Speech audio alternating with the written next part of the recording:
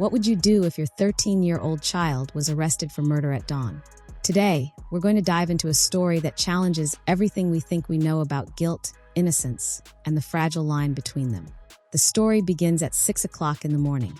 The police forcefully enter the Adler residence. Eddie, Jamie's father, becomes anxious and insists, "You must be mistaken. You can't just enter someone's home." The officers then present a search warrant and say firmly, "We're at the right house. Where is your son, Jamie?" Officer Luke takes the lead and walks directly to Jamie's room. He gently wakes the boy, saying, "Jamie, it's 5:15 in the morning, and we are arresting you for murder."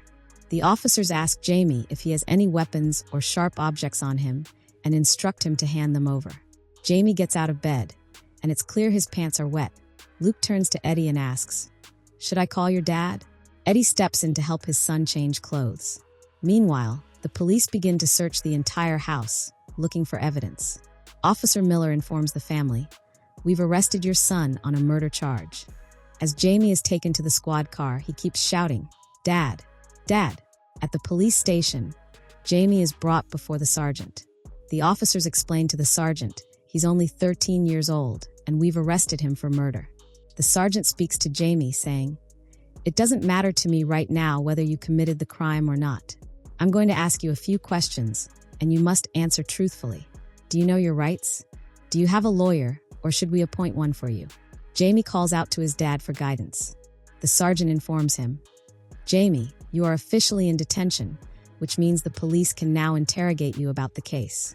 Jamie is then placed in a juvenile facility, where he is to stay for 1 year. The officers inform Eddie that Jamie has requested him to be his supporting adult, meaning Eddie must be present during all questioning and tests. A doctor comes to evaluate Jamie and starts by asking, "Do you know what it means to be arrested?" Jamie replies, "Yes, they think I've committed murder." She then asks, "Why do you need a lawyer?" Jamie says, "So I don't give the wrong answers under pressure." The doctor observes Jamie's mental state and later tells the officers, the child is mentally sound. After she leaves, Jamie turns to his dad and pleads, "Dad, I didn't do anything. Do you believe me?" Eddie, clearly emotional, replies, "Jamie, I trust you more than I trust myself." A lawyer is arranged for Jamie. The lawyer first meets Eddie and the rest of the family before collecting details from the officers. He asks whether Jamie has been mistreated and if he's been fed properly. Soon after, Jamie is photographed, medically examined, his DNA and fingerprints are collected, and his blood is tested. The officers request Jamie's phone password, but the lawyer firmly refuses. The police then inform Jamie that he must remove all his clothes for a full body check. Eddie becomes furious, but the lawyer explains, "This is standard protocol. We can't stop them from doing it."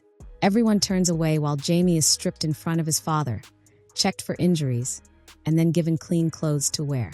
The lawyer begins to prepare Jamie for the interrogation. He advises, "Say no comment to most questions, but don't say that to everything.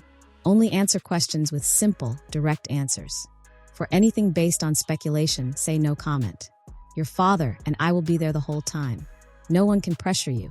The interrogation starts. The first question, "Where were you last night, and what were you doing?" Jamie replies, "No comment." The officers mention they've requested a report from his school. "Your academic performance is good," they note, "but your behavior has been concerning lately. Can you explain why?" Jamie answers, "I don't know." They ask for the names of his friends. Jamie responds with no comment. The officers try to coax him. "You can tell us. They won't be in trouble."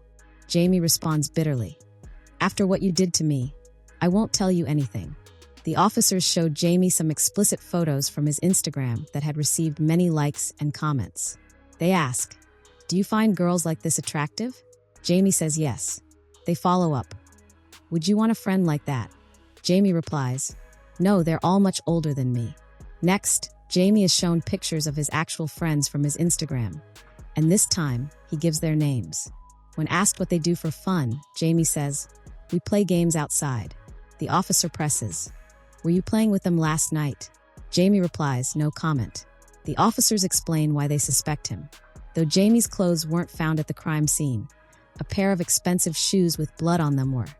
Shoes he was very attached to and couldn't bear to destroy. "You burned your clothes," the officer says, but you couldn't bring yourself to destroy those shoes. That's what led us to you. They ask, do you know a girl named Katie? Jamie says yes. Then, unprompted, he asks, was she murdered? The officer sees on this. So you do know what happened last night. Now they question Eddie.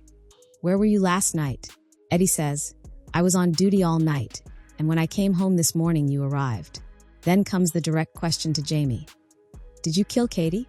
Jamie says no. Someone else must have done it. You're wrong about me. They tell him Katie was stabbed 7 times. Was it your hand that did this? They ask. Jamie is shown CCTV footage. In the video, Jamie can be seen chasing the girl. When confronted, he says, that's not me. The footage is played again, and it clearly shows Katie pushing Jamie first. Jamie becomes angry, grabs her, and attacks her violently. Jamie breaks down in tears, and Eddie is devastated watching the footage, horrified that his son is capable of such violence. Officer Luke says, Jamie, we have solid evidence. You killed that girl. Do you want to apologize to her mother? Jamie says nothing. The interrogation ends. Alone with his dad, Jamie insists, I didn't do it, Dad. But Eddie had seen the video. Still, he hugs his son and whispers, what have you done? Meanwhile, Officer Luke visits Jamie's school to dig deeper. He texts his own son, Adam, who also attends the school. Luke begins questioning Katie's friends, but they are cold and uncooperative. During assembly, one of Katie's friends attacks one of Jamie's friends, accusing him of the murder. A teacher breaks it up, but another boy mocks him, saying, you got beat up by a girl, and everyone laughs. Officer Luke observes this disturbing behavior. He approaches the boy, named Rain, and begins questioning him. How was Jamie's mood yesterday? Rain answers, normal. When asked if he knows the murder weapon, Rain becomes nervous and tries to leave. Luke and Officer Misha notice this shift and become suspicious. Luke's son, Adam, later meets with his dad privately. I want to help with the case, he says. Adam shows his dad Jamie's Instagram, where Katie and her friends were publicly bullying Jamie, calling him names like incel, saying he'd never have a relationship, and mocking his looks. Adam says, everyone who liked Katie's comments was supporting her and bullying him. I can show you more. Luke asks, are you bullied like this? Adam replies, no, nothing like that happens to me. Officer Misha concludes that their assumptions were wrong. Jamie wasn't the aggressor. Katie and her friends had been tormenting him. The principal hears this and feels deep regret. Yet the question remains, where did Jamie get the murder weapon, and why did he do it? Luke returns to school, now focused on Rain. As Luke approaches his class, Rain bolts for the back door, but is caught. When asked why Katie bullied Jamie, Rain deflects. Why not ask his other friends? Luke replies, they weren't as close to him as you were. A girl is dead, Rain. Did you give Jamie the weapon? Under pressure, Rain admits, the weapon was mine. Luke arrests him, believing Rain may also be involved. Eddie, overwhelmed with shame and grief, visits the murder site. He places a bouquet for Katie and prays for her soul. Later, Jamie is evaluated by a new psychiatrist. She brings him a sandwich and tries to talk, but Jamie grows impatient. Why aren't you getting to the point? He demands. I want to see your notes. What are you writing about me? The psychiatrist says, that's only for the judge. Jamie becomes agitated, shouting, why don't you just lock me up already? This place is torture. I hear people screaming every minute. He knocks over his water. A guard checks in, but the psychiatrist covers up the situation. Later, she reviews the CCTV footage of Jamie's outburst to study his body language. Returning to the session, she tries to connect again. I'm not here to get a confession. I just want to understand you.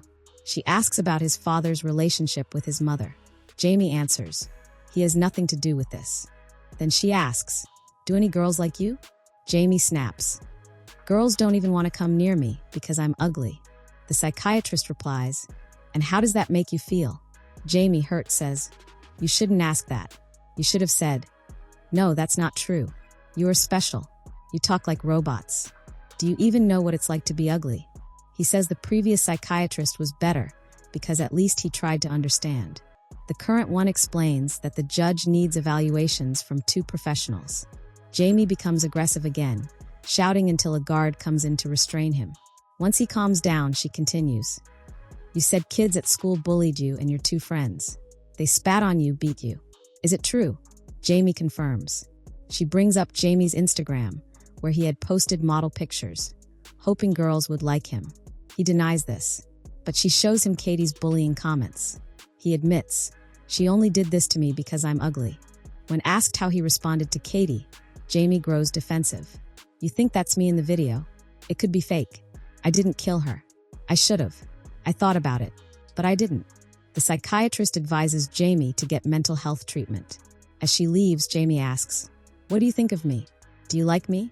Will you tell anyone what I said?" He becomes aggressive again, and the guard drags him away. Jamie screams, "Tell my dad I'm fine." The psychiatrist, disturbed, thinks, "What a strange boy. He has no remorse at all." 13 months pass. Jamie's family is still devastated.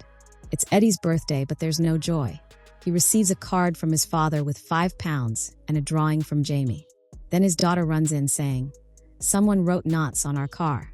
Eddie, furious, discovers the graffiti is painted in permanent ink. He decides to go to the car center and takes his wife and daughter with him, fearing for their safety at home. Outside, 2 boys on bikes ride by and mock him. "Enjoyed it, knots?" Eddie realizes they're responsible. He throws blue paint over the graffiti on the car, then confronts the boys, slapping one of them when they laugh. He threatens them before storming off. A security guard complains about the mess Eddie made with the paint. Eddie snaps, "I'll pay. Just clean it up and keep your mouth shut." In the car, Eddie receives a call from Jamie. "Happy birthday, Dad," Jamie says. "I liked your card," Eddie replies. Jamie says, "Everything's fine here. Even the bad stuff, don't worry. I've decided to confess now." The van goes silent. Jamie repeats, "I'm sorry, Dad, but I'm going to confess." His mother, trying to change the subject, asks about his health. Jamie says quietly, "I thought I was just talking to Dad." He chats briefly with his mom and sister, then hangs up. Everyone is deeply emotional. Eddie's wife comforts him. "Maybe it's for the best, Eddie. He'll move forward. And at least he's alive." Katie's mom can never see her daughter again. They wonder if they failed Jamie somehow. Eddie goes to Jamie's empty room, still decorated by his son. As he looks around, realizing Jamie will never return to this space, he breaks down crying. And the story ends there.